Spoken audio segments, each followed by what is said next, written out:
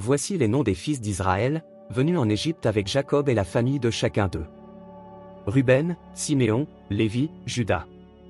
Issachar, Zabulon, Benjamin. Dan, Nephtali, Gad et Azer. Les personnes issues de Jacob étaient au nombre de 70 en tout. Joseph était alors en Égypte. Joseph mourut, ainsi que tous ses frères et toute cette génération-là. Les enfants d'Israël furent féconds et multiplièrent, ils s'accrurent et devinrent de plus en plus puissants. Et le pays en fut rempli. Il s'éleva sur l'Égypte un nouveau roi, qui n'avait point connu Joseph. Il dit à son peuple, voilà les enfants d'Israël qui forment un peuple plus nombreux et plus puissant que nous. Allons!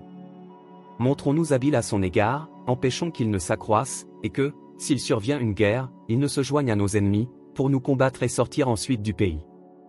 Et l'on établit sur lui des chefs de corvée, afin de l'accabler de travaux pénibles.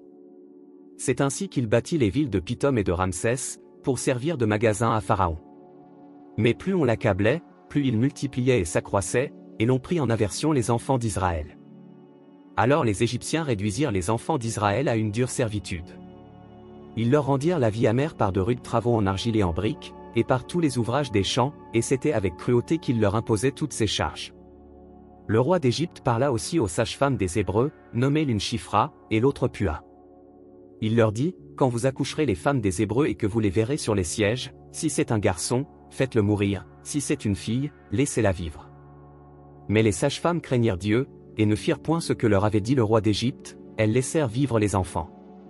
Le roi d'Égypte appela les sages-femmes, et leur dit, pourquoi avez-vous agi ainsi, et avez-vous laissé vivre les enfants?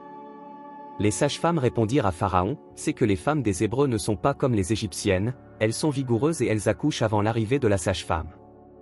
Dieu fit du bien aux sages-femmes, et le peuple multiplia et devint très nombreux. Parce que les sages-femmes avaient eu la crainte de Dieu, Dieu fit prospérer leur maison. Alors Pharaon donna cet ordre à tout son peuple, vous jetterez dans le fleuve tout garçon qui naîtra, et vous laisserez vivre toutes les filles.